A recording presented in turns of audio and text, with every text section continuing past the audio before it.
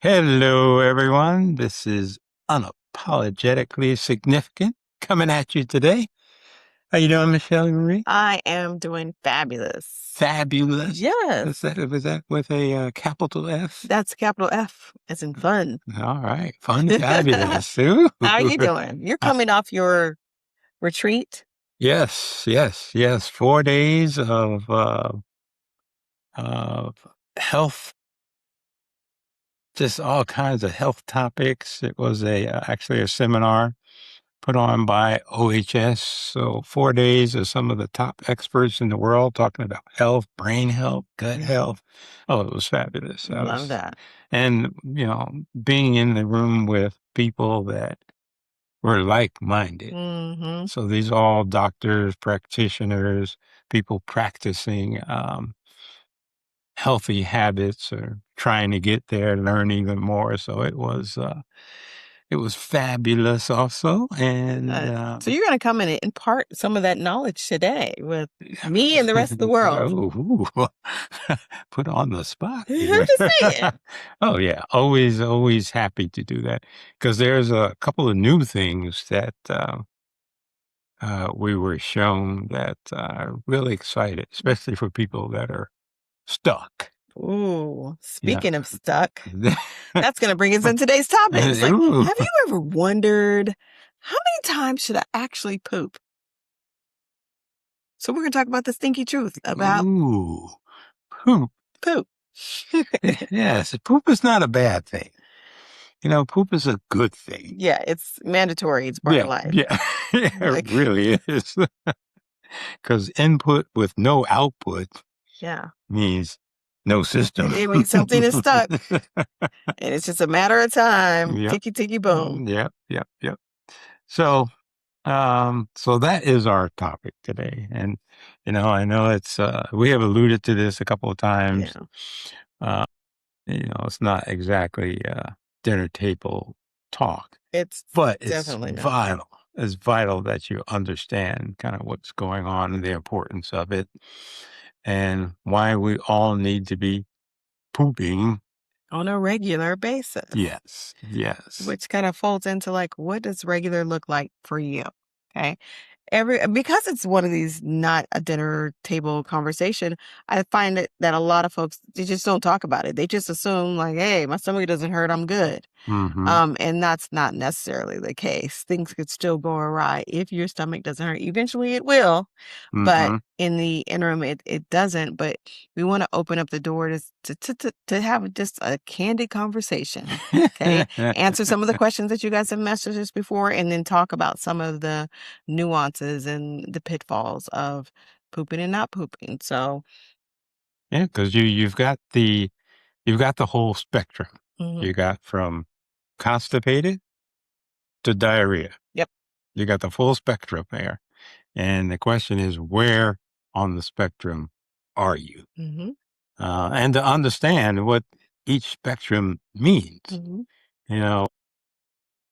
because of what's been in the news recently with lettuce and, and everything else. Like we can't eat nothing.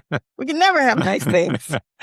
But the explosive diarrhea with the parasite, why do you get diarrhea?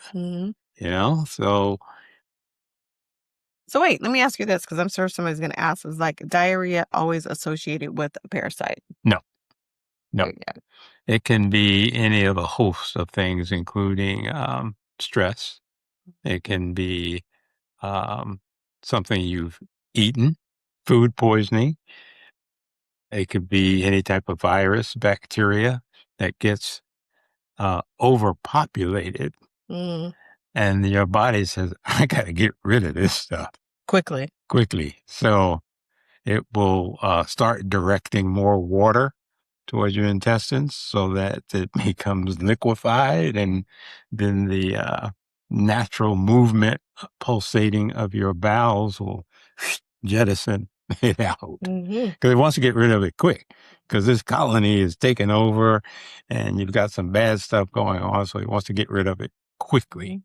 That's why a lot of times once you go a couple of times, you feel better. you feel better. Yeah. Because the bad guy is gone, and all the symptoms that are related to that are gone. Nausea. Well, nausea, and then you get diarrhea. Well, those systems are kind of working together. That nausea is coming in because they're saying, hey, either it's coming out one way or going out the other One way or another. But isn't that amazing how smart and intelligent the body is? It knows exactly what the problem is, and it's going to try to eradicate it as quickly as possible. Yep. Without any influence from us. Yep. And that's why you don't want to react too quickly and try and stop everything. Oh, I got to run right now, and I don't want to throw up. You need to. And generally, once you get that up, like you said, you feel better. But don't be too quick to stop things. Stop it coming up either by vomiting or diarrhea. Now, you don't want to let it go on for days. No, you don't want that. But don't be so quick to run and get some over-the-counter thing to shut it down. Because now it's stuck in there. Okay? So let's talk about regularity. Like, how often should we be going number 2? Okay. That's a good question. I mean, generally, and I'll just talk about it and you can jump in when you want to, but generally, bare minimum, everyone should be going poop at least once a day. At least. Yep. Ideally, in my book, it's twice, but once a day. And I think what you guys fail to remember or keep top of mind is like what goes in must come out. It has to. And I think oftentimes we're just like, oh, it's good. I'm great. I'm good. I feel good. I'm a little bloated, but that was coming from all the carbs or whatever excuse we're going to do to justify our limitations. But at the end of the day, we should be pooping at least the bare minimum one time. Yep. Thoughts? I agree. Okay. And in the morning, because a lot of people, you should go in the morning. And kind of what happens is, when you wake up in the morning, it's always good to have some water by the side of the bed. So you can take a drink of water. Because overnight, you've kind of dehydrated, and you need to really get things going. So having, a glass of water, half a glass of water once you wake up, as soon as you wake up, and then you get up. As you start walking, because most people have to use the restroom, and usually they have to urinate. As you start walking, guess what kicks in? Your bowels. Yeah. So that's kind of the push behind really being able to go in the morning. Now, most people don't have too much of a problem going in the morning, but it's important that you have that on bowel movement because yesterday's food that you took in, has made its way through the system, used the nutrition it needs, and it's trying to get rid of the waste. So you're basically getting rid of yesterday's waste and whatever may have accumulated through the night. Now, when you go into twice a day, sometimes it's afternoon, sometimes it's in the evening. That's good also. Depending upon how much you ate, okay, whether you skipped a meal.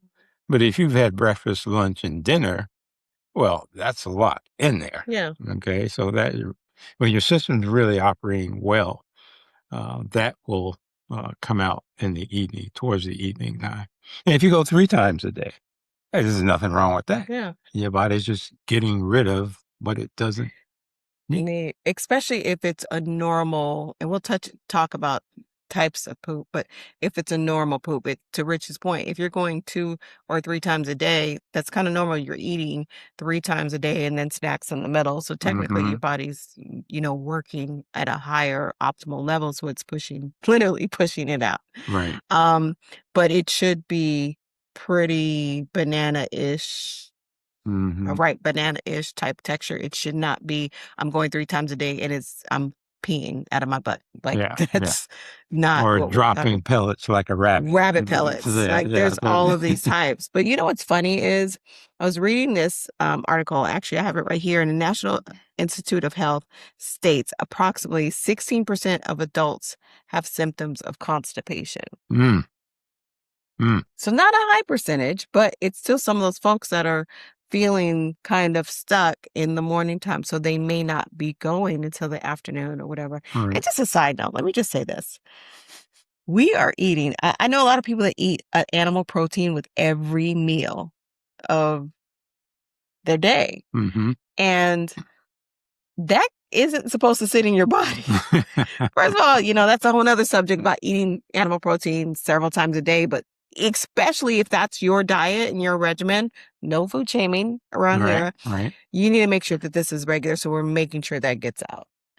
And there's a great test that one can do that will highlight and inform you of what your bowel transit time is. Let's do it. So, the whole thing is, how long does it take between the time you eat something and for it to make its way out? One of the best ways is called the beet test. Beet test, the vegetable. The beet. And so what you want to do is either eat a beet. You can juice a beet with other things, but you need to get some beets in you because of the red color. And once you take that in, then you want to see, when does it show up in my stool or in my urine? Meaning you're supposed to be looking. You gotta look at it. Drop a load and then bounce out the bathroom. Like, no. Put that lid down. Well, I don't want to see nothing. You wipe, you take a little peek, you look at the toilet, you make sure everything's good or not good. But eventually, because the natural color of the beets, and they're rich in all type of vitamins and nutrients and antioxidants, is beautiful. I love beets. But because the dark red is so strong, you will see it when you wipe, and you're going to forget and be like, oh crap, I'm dying. Like, oh Lord, I got to make an appointment. Like, what is that? It's the beet test. That means you passed. You want to see it exit. You want to see when that comes. That could be 2 hours. It could be 6 hours. It could be 12 hours. What happens once we get past 12 hours, friend? Well, 12 hours, we're heading into the question mark area. They ran a test, I think it was a South American tribe that they ran a test on. They went out in the jungles, found this tribe, and, do the things they do. But anyway, they ran a beet test on them because what do they eat out there? I mean, they're not going to the supermarket. No processed stuff. This is all fresh grown stuff. And picked or killed the same day. Yep, exactly. And so they had them consume some beets, and within 6 to 8 hours, they saw it in their stools. Okay, so it went through them pretty quick, but look at the quality of what they were eating. Okay, so 6 to 8 hours, I mean, your system really has to be humming pretty good. I'm sure there are some people in that. Most aren't. Okay.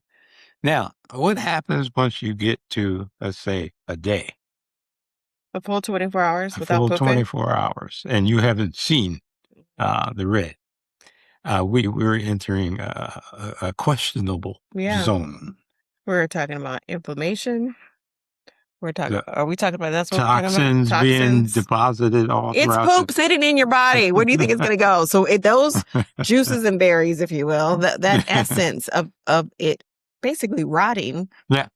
Rotting in your stomach is going to go somewhere. Yep. And when it rots, especially if it rots down in your gut as it's sitting there, what does that really mean? Well, all bacteria poop. Yep. We poop, they poop. Yeah. Okay. Poop party. Yeah. Pooporama. And then what does your body do when it detects that?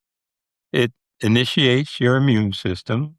Now your immune system has to go in there and deal with all this poop and waste and crap that's literally crap that's in there.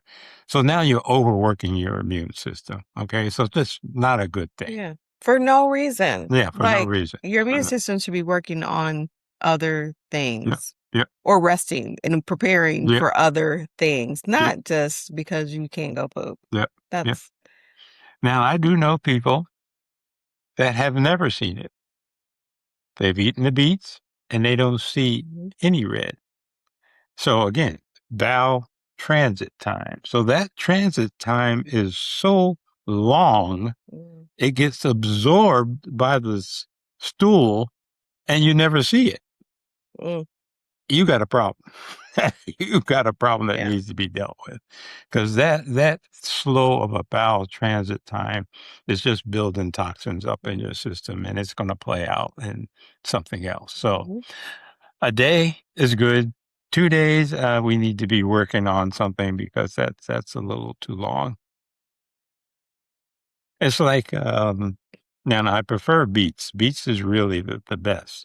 But just to kind of put it in context a little bit, ever eaten corn? You eat corn and you see some of that corn. Again, you got to be looking to see some of that corn come through. Corn is very hard to digest and break down. So the body is only going to spend so much time working on that.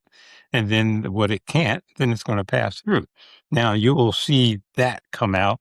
Sometimes that is harder to see because those kernels can be within the stool. The log. Sorry. We're running out of words to call it poop. So we're gonna do our best. Yeah, we're trying to keep this PG.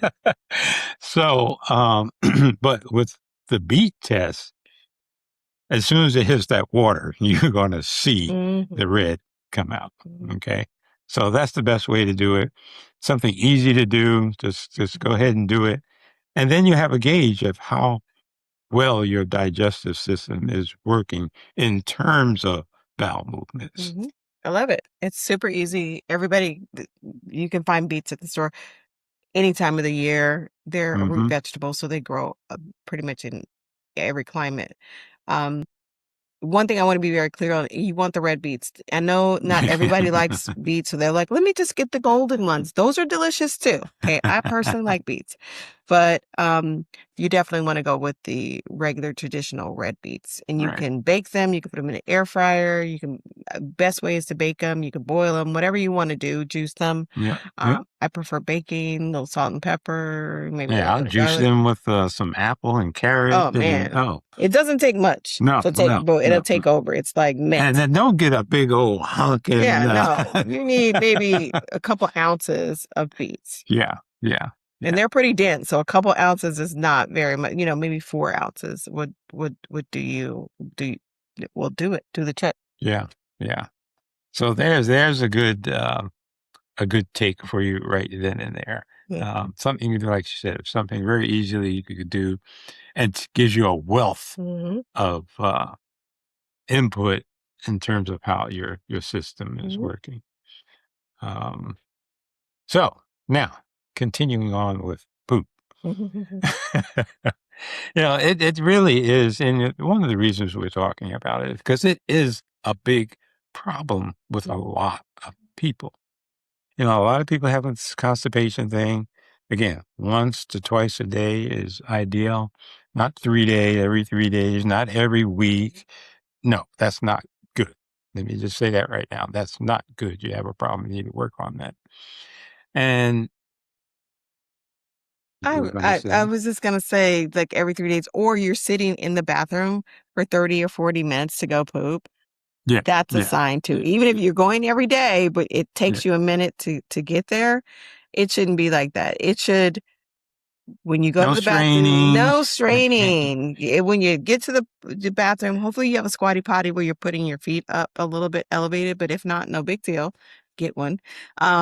But once you sit down, you should be kind of in and out of there. Yeah, like, it doesn't take long. And I know some of you, mostly men, will sit there and scroll on your phones and da-da-da-da-da. So let's just use the poop time for poop time, because then you have this whole wiping, cross-contamination with your phone, and it's just a whole thing. Yeah. But it's 5 minutes in the bathroom, 10 minutes is a lot. 10 minutes is a lot. 10 minutes is a lot. So you're trying to gauge that to under 5. Because your body is trying to, it's pulsating. Your colon and your intestines down there, they're pulsating, and they're trying to move this along because it wants to get rid of it. Yeah. Now, if you have to stay in there an extended period of time, that should tell you my body is struggling with getting this out. Yep. And it's not normal. Okay, that's the thing. It's not normal. It shouldn't sit in there for 30 minutes, an hour, and all this. And pass the time when I'm almost done. Yeah. No, we need to do something. We need to check something. Or if you're one of those people that I only can poop at home. Yeah. Okay, so I'm going to hold it. Ooh, not good. I'm going to hold it. So the body's ready to release it, and you're like clenching your butt cheeks together. Yeah. Because you refuse to use the work bathroom. Yeah. Get you some poopery and go to the dang bathroom. Which is a whole other story. Yes. Smells and stuff like that. But go ahead. Yeah. So, before we get into the actual types and what they look like and all that stuff, why does your stool change? Whether it be color, whether it be texture, whether you got pellets, whether you got a log, why does it change? Well, that comes back to the thing we harp on all the time. Every week. The big D, digestion. Because if you're only partially breaking it down, you're going to have issues. And that can lead to some of the stuff that we're going to be talking about. Now, there was a survey done, notes here, by the American Gastrological Association, reports 40%, that's almost half, of Americans experience daily disruption due to digestive issues, affecting 60 to 70 million individuals living with GI conditions. That's a lot. That's a lot of people. So for me, the numbers are a little bit scary because you're like, oh my God, there's so many, but it also kind of normalizes the behavior. You're not alone. You're not alone. Okay. And it's okay. And you can do something about it, but you have to acknowledge the fact that there may or could be possibly something going on. Right. And I'm sorry, would you say 60 million? 60 to 70 million. 60 to 7 million. One of us is in that category. Okay. I wish it was a 1 out of 5 or 1 out of 3, but you do 60 million times the population of the world. It's like 1 out of 3, almost 4 people. 1 out of 4. Yeah. My math is, I'm not the greatest at math, but I think that's a lot of people. A lot of dang people. A lot of people. Now, here's another stat to throw at you. According to the National Institute of Health, the most common gastrointestinal symptoms include heartburn and reflux, 31%, abdominal pain, 25%, bloating, 21%, diarrhea, 20%, constipation, 20%, and then you got other symptoms in there that are 4%, whatever. These are all digestive issues, which comes back to how strong and how efficient is your digestion working. That's why we're harping on it so much. You got Crohn's, you got colitis, you got chronic constipation, you got all these things that have developed because you were not digesting food properly. Now, Ayurveda, we'll throw in a little bit of Ayurveda.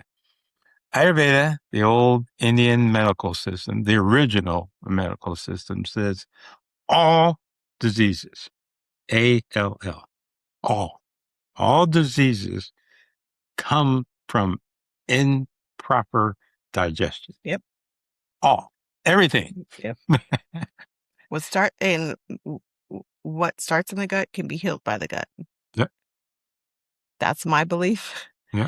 So it's really, you got to know where you are. Test, don't guess. Like we're strongly suggesting that you get blood work done. However, for this particular segment that we're talking about, you can just go to the store and spend $3 on some beets. Yeah. And figure out the transit time, and at least you have a baseline of like, oh, I know this doesn't seem right, or Google it, or use whatever research you have, or call the doctor and take a test and figure out, and then try to work backwards on how to re-engineer and what's the problem and how you're gonna fix it and correct it. Hey, drop us a line. We're here. We'd be happy to talk to you about it. I mean, this is part of our world that we exist in. Like, who else are you going to talk about poop with? That's right. That's right. We talk shit all the time. All the time. Every week. So, what kind of stools do we have? So we have, and I don't know if you guys can see this, but you can Google it if you want to. You go. Lots of poop. So we talked about the rabbit pellets, the separate hard lumps, very constipated. And then you have some that are lumpy, but it's still kind of togetherness, the lumpy sausage-like, slightly constipated. You have your sausage shape with cracks in it. This I hear a lot about with my clients is they have, it's shaped like a banana, but it does have a lot of cracks in it. That typically is normal, believe it or not. Yeah. Smooth, if it's smooth or cracks, that's normal.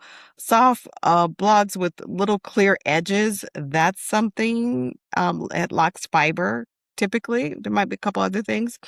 Mushy consistent with raggedy ends. So they're kind of sharp and not smooth. That is a sign of inflammation. Okay. Liquidy diarrhea, it's inflammation and diarrhea, and that's a whole other thing. So, some people call it mud butts, Montezuma revenge. Like there's all these terms for poop, but it all means something. Yeah. It all so means you something. have to determine. Would you have some mucus in there? Oh, mucus. I was thinking that would be on the clear side of the, yeah. So, yeah, and again, all of these things mean something. So you need to number one, take a look. Be curious. Yeah, be curious. You got to know, because you can go for months if you're the type that throw the lid down, go wash your hands, and you're gone, and never look at it. And there could be something brewing in you. For instance, colors. Yep. If you got a little red in there. And you didn't take beets or eat anything that had red color in there, there's a good chance you might have internal bleeding somewhere. And you don't even know it. Yeah. Because it hasn't manifested in some other symptom. So the colors are very important. When you're looking at red, you're looking at a little bit of blood, malabsorption, inflammation, any intestinal really condition can lead to that, seeing that red or blood in their stool. So that's going to be the biggest one, I think, for me, is looking at that. And then also, I don't know, I'm across, anytime it's not brown, you know what I'm saying? Like a Tootsie Roll type of brown, then I'm questioning it. Like, I immediately go back to, what did I have yesterday? What did I eat yesterday? What did I do yesterday? Because this too could be impacted if you have like darker colors, like a dark, deep brown or a black. That could just strictly be from the medication that you may be taking. That has something to do with it. It could have to do with bleeding in the digestive tract. That could have something to do with it. Green stool, you eating a lot of greens. Yay for you. Probably need to mix it up a little bit, but and it could come from or the green. So say you've got something going on and you're vomiting, time after time. What eventually happens? What do you see? You eventually see this green color, which is bile. Bile. You can also see that bile in your stool. So, which is telling you that there's something going on with your gallbladder, processing of fats. What's going on? It gives you a clue as to something's going on. So, color is key. Yellow, it's improper nutrition. high pitta, if we're still talking about Ayurveda, which is going to be more of the heating element inside your body, it could be too hot. You could be just too hot. So it's burning the hell out of everything that comes in your stomach and then pushing it out. Yeah. Brown, it's going to be generally normal. And there's a pale white as well. And that has to do with blocked bile ducts and congestion in your liver or gallbladder. So again, poop, don't treat it like your taxes. Some people's like, I'm going to just put this in a drawer and deal with it on the 14th of April. That's no. It's like, good. I need you to like look. I need you to look and pay attention. Again, I say this all the time. We say this all the time. This is one life to live. Yeah. This is the episode of one life. This is not a dress rehearsal. This is it. So don't be so quick to be like, ew, that's gross. I don't want to do it. Man, you're going to mess around and miss an opportunity to catch something early enough to do something about it. Yep. And then we're going to have a whole nother discussion, and you're going to have 6 people in a room discussing your ass, your poop, the texture, your bile ducts, your liver, all those things. And now you're going to have to do it in a group setting instead of like heading it off at the pass and just taking a little sneak peek. Yeah. You want to know what's going on with your body. It's like brushing your teeth. Like when you spit or you rinse and you're not looking at that, or you're scraping your tongue and you're not looking at the color of that, same thing. Right. It's going to all come back to this poop and tongue, kind of correlated. Yeah, really are. But when you're scraping your tongue and you see it yellow, maybe it's because you ate something late last night that you forgot about it. Mine was green the other day because I went to Handles and had some mint and chip ice cream. Oh my God. But anyways, it was, you scrape it, you look, and then kind of assess. I'm not saying, pulled out a whole 6-page PowerPoint presentation. Just notice it. And notice it if it's consistent, and automatically think, like, what did I do last night? Working out has something to do with it. Yeah. Like, are you active? Are you not? Yeah. All processed foods, we ain't even gonna talk about it. That's another podcast. Y'all need to stop. Yeah, really. It's bad enough that we got explosive diarrhea with the dang vegetables. Yeah, now we're going to enter the processed food, like fake food. Come on now. And one other thing that just came to mind about stools, the smell. Oh, yeah, almost. Smell is key. Oof. Now, if you have to run out of the bathroom, put the fan on and spray something in there. Yeah. That's a problem. That's a sign of typically rotten. The food sat too long, so it's rotting in your gut. Yeah, yeah. Got nothing but a toilet full of rotten bugs. That's all it is. And so it should not be that strong. Yeah. I mean, it will have an odor to it, but not a strong odor that's just making you run. Okay? Yeah, like the bathroom, you have to put the yellow tape up for like an hour, or you're embarrassed to go out in public because everybody's gonna know it was you. Okay, that's not normal. Okay, that's not normal. Yeah. So pay attention to that. If you get, obviously, and a lot of times you may smell nothing. Yeah. If you smell a little something, something is normal. Yeah, that's normal. Should be a little aromatic because, there's a lot of things that are making up that stool. But it shouldn't smell like rotten eggs or just so pungent that you're just like, it repels you. Yeah. You got a problem. Yep. You got a problem.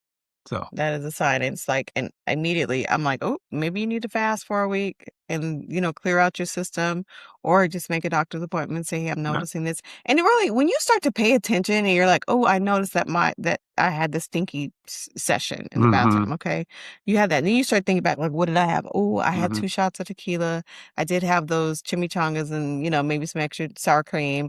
And I was really stressed because I'm going through this thing at work. And, you start deducing like what it could be, and you start charting yourself and what you did. Then I was like, okay, I had a bad day. Yep. Yep. Maybe fast for, the day or 2. I say at least 3 days. Just water, and see if that fixes it. Meditate, journal, go for a walk. Try to figure out if this is something you can self-regulate. And then usually for me, that kind of clears it up. That'll clear it up. Definitely. Everybody's different. So, you have to, I feel like Kenny Rogers, you got to know when to hold up, know when to fold. So you have to know when to call the people, you know what I mean? Yeah, you have to know when to call the doctor, when it's really to the point where you need to get somebody else involved. But you being ignorance is bliss is not a thing when it comes to your health. Right. And I'm on a fast right now. Yeah. It's third day of fasting. Why did I fast? Because it was time to fast. Yeah. So nothing was going wrong. Felt fine. But I know that once every quarter, I try to do it once every 6 weeks. I'm trying to get to once a month. Take 3 days. Yep. And just fast. And because the thing is, it's hard to describe how you feel after a fast if you've never fasted. Yeah. Because I was talking to someone yesterday, and I happened to mention I'm on a fast. Oh, I couldn't do that. I love food too much. Hey, I love food too. But I love me also. Yeah. And I love this body working the way it's supposed to be. And that doesn't supersede food, okay? This body needs to work. And I know that's healthy for you, all the repair work that gets done. But this person, is all they could talk about is, oh, I could never do that. So you got yourself convinced already that one of the, I'd probably put it in the top 2, top 3. It's definitely in top 3. Of the most effective things you can do to heal your body and move your health up the chart is fasting. Mm-hmm. Now, you can argue that all you want. There's enough data around that has proven that it does work. Yep. But, yeah. And then you have to think of too, why we're so quick to talk ourselves out of it. Just because it's different, it's new, you've never done it, doesn't mean you can't do it. Right. It's just, but then it's for me, it was you immediately say, I can't do it. So I've been, y'all know, we're working out. Rich has a gym in his living room, first and foremost. So they're very active. But I've been really diligent about going to the gym 4 days a week. Mm-hmm. And now I have somebody I'm working out with. And shout out to Ace. He's like, try that other way. I'm like, but why? This is just great, He's like, no. He's like, treat yourself. He's like, don't cheat yourself, treat yourself. And it's you don't know that you can't do it. Why are we, again, arguing our limitations because we're in our comfort zone? When you immediately say, oh, I can't do it, that should make you say, nope, I'm going to try it. Right. That should make you get to the other level because the growth happens in that unknown area. If you keep doing what you've done, you're going to always get what you got. Yeah. And at this point in the game, you want more. You deserve more. Right. Everybody does. And it's you just got to push yourself past it and you're going to feel so great. And you never know. It might be the best thing you ever done. Yeah, exactly. Period. Exactly. And it's going to be. Fasting is amazing. Oh, yeah, it is. Do you remember the first time you fast? Yeah, I remember it. Yeah. I remember it. Did you talk yourself out of it? This is going to be a challenge. Yes. Yep. So we did it too. Talk myself out of it. Got to so many hours. That's enough. I fasted. Yeah, I did something. Good. That's good. I started at least. Yeah. Come on. Yeah. And then I got, for real. And I remember when I got to the second day, I think I texted you. I'm like, day 2, I don't know. I'm feeling this kind of way. Yeah. I was surprised at how much energy I had. Yeah. Yeah. How much energy I had and how the brain fog and anybody that's pretty much over 35, 40, y'all go into the other room with what the hell did I come in here for? That's what I'm talking about.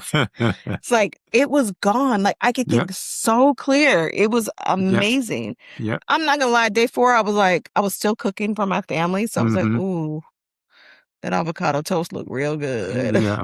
You know what I mean? So you have to watch your environment, but you are strong enough to do this. Yeah, you really are. You really are. It's almost do the beet test and then fast. Oh, yeah. Oh, that's because you don't have anything obstructing yeah. the beets. Yeah. Yeah. There's an idea. There you go. You guys can have that one. Now, we didn't touch on fiber, but we were running close on time. Oh, yeah. Fiber. It's good for you. you need you need more in your diet. Yeah. You don't get enough. Okay. So point blank, you're supposed to eat a lot of vegetables and fruits, and we know a lot of you don't.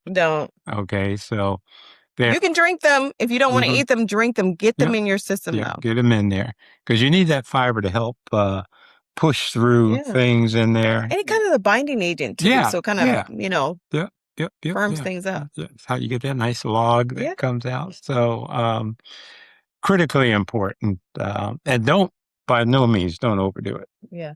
You'll know. You'll go to the other end of the spectrum because it will clean you out. Yep.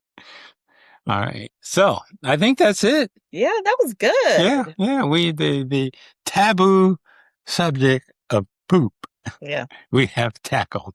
So if you have any questions or anything like that, feel free, hit us up, like us, continue to follow us. Let us know how your beet transit time test comes out. We want to know. We want to know if you're one of those tribes in South America. Yeah. Or are you one of these couch potatoes on 72-hour first 48? No judgment here now. No judgment. Yeah. This means we got some work to do. So, and you can recover from whatever. You can. So, but you just know it is half the battle. You got to know what you're working with so you can make the corrections. Yeah. Pivot. Ooh. Yeah. Pivot. I won't get into that. No. Pivot's kind of like a corporate. It is. So what are we going to say? Change? We're going to do a whole thing on corporate lingo. Okay. Next week you hear it. Corporate lingo from the I'm a free man. Yeah. From the former corporate thugs. Yes. Ooh, I'm getting excited already. Don't forget to poop though. Yeah. See you guys. Take care. Toodles.